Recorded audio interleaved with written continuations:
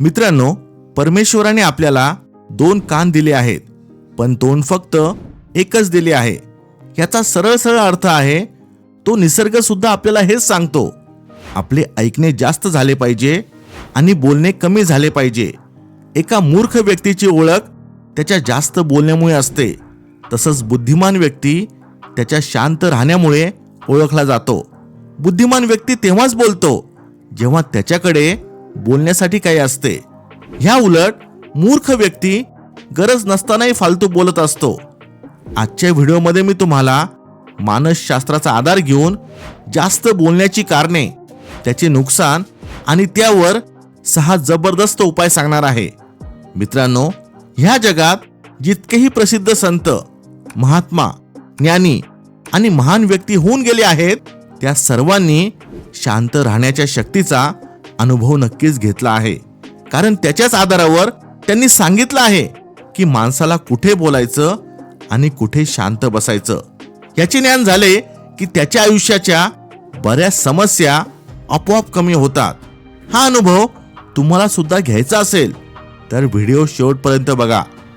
Number 1, शब्दांचं महत्त्व समजा. गौतम बुद्धांनी हे सांगितलं आहे की आपले शब्द खूप महत्त्वपूर्ण असतात. आपली जीभ ही एक तीक्ष्ण चाकूसारखी असते आणि आपले शब्द एक असं खतरनाक हत्यार आहे, ज्याने आपण रक्तपात केल्याशिवायच समोरच्या व्यक्तीला घायल करू शकतो. आपल्या एका शब्दाने कोणाचंही आयुष्य घडू शकतं, तर एका शब्दाने कोणाचंही आयुष्य उद्ध्वस्त सुद्धा होऊ शकतं. हीच आपल्या शब्दांची ताकद असते. म्हणून शब्दांचा वापर करण्याआधी खूप विचार करावा. मित्रांनो, बोलणं म्हणजे संवाद साधणं. ही माणसाची एक मूलभूत गरज आहे, कारण आपले विचार आणि भावनांना व्यक्त करण्याचा हा एक मार्ग असतो. पण आपल्याला केव्हा, कसं, कुठे आणि किती बोलायचं आहे याचं भान असणं मात्र अत्यंत आवश्यक आहे. नंबर 2, स्वतःविषयी जास्त बोलणं टाळा. मित्रांनो, मानसशास्त्रानुसार गरजेपेक्षा जास्त बोलणारे लोक जास्त करून असुरक्षित आणि नर्वस असतात. त्यांना चांगलंच माहिती असतं की आपल्यात काय कमी आहे आणि ते लपवण्याकरता ते लोक स्वतःबद्दल जास्तच बड्या मारतात आणि समोरच्या व्यक्तीला स्वतःविषयी रंगून सांगतात. ह्या ओघात कधी कधी ते स्वतःबद्दलची असे काही गुपितही समोरच्याला सांगून टाकतात, ज्याचा वापर समोरची व्यक्ती त्यांच्याच विरोधातही करू शकते.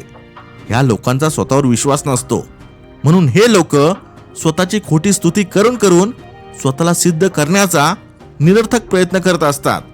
ग्रुपमध्ये चर्चा करत असताना मी किती हुशार आहे आणि मला किती नॉलेज आहे हे लोकांना परत परत सांगून त्यांचं अटेन्शन मिळवण्याचा प्रयत्न करतात, ज्याचा खरं तर काही उपयोग नसतो. उलट असं करण्याच्या प्रयत्नात हे लोक दुसऱ्यांसमोर अजूनच मूर्ख दिसू लागतात. हे लक्षात ठेवा की तुमच्या अगदी जवळच्या काही लोकांना सोडून तुम्ही कसे आहात हे जाणून घेण्यात कोणालाही इंटरेस्ट नसतो.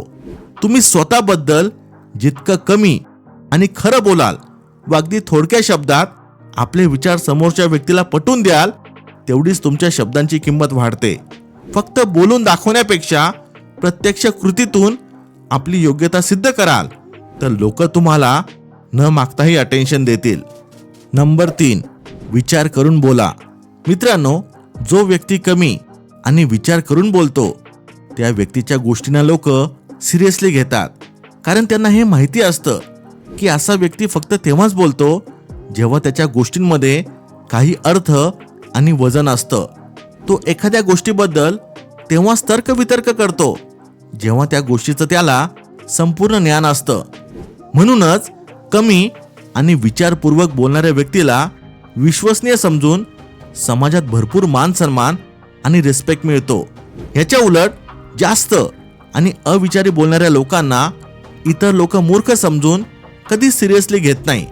जास्त आणि विनाकारण बोलणाऱ्या व्यक्तीला समाजात काय तर घरातही मान नसतो. तो केव्हा व काय बोलेल ह्याचा काहीच भरोसा नसतो.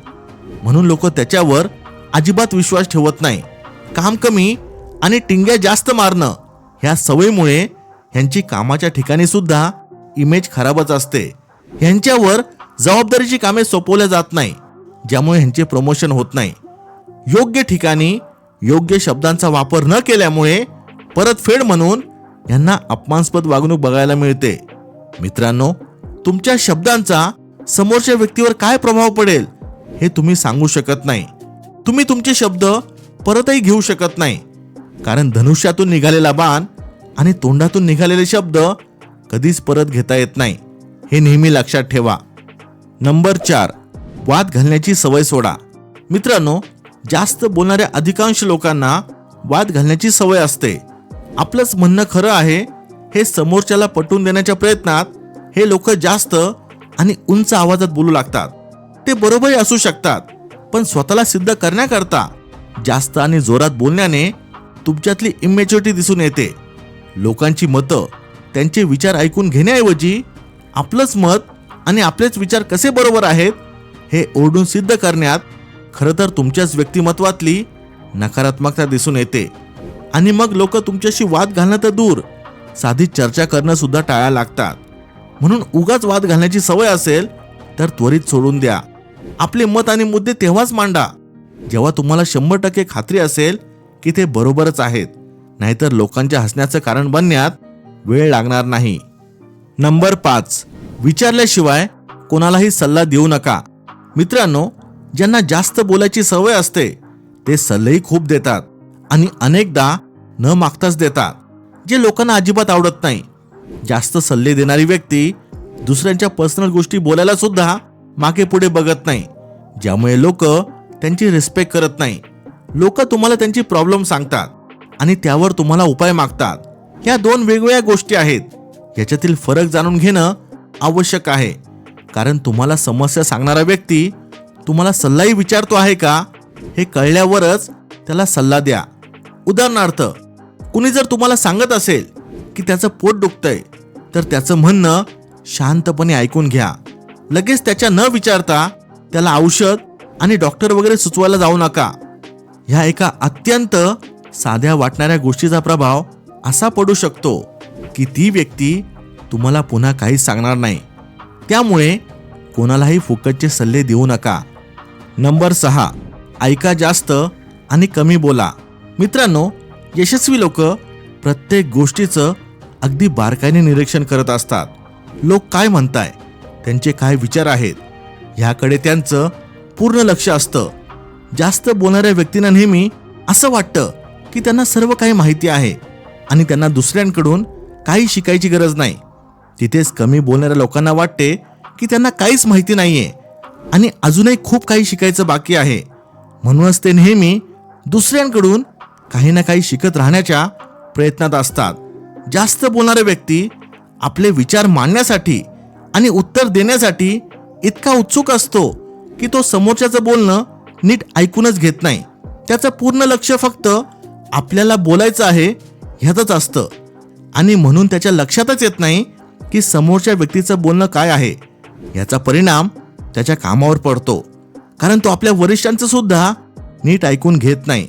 लक्षात ठेवा मित्रांनो, की कमी बोलणं आणि जास्त ऐकणं हा सर्व यशस्वी लोकांचा खूप मोठा गुण आहे. मित्रांनो, आपण ह्या 6 मुद्द्यांमध्ये जास्त बोलण्याचे तोटे आणि कमी बोलण्याचे फायदे पाहिले. आपल्या शहाणपण चॅनलच्या ऑफिशियल इंस्टाग्राम अकाउंटला फॉलो करा. लिंक डिस्क्रिप्शनमध्ये दिली आहे. इथपर्यंत व्हिडिओ पाहत असाल तर लाईक करायला विसरू नका. Thanks for watching. Stay blessed.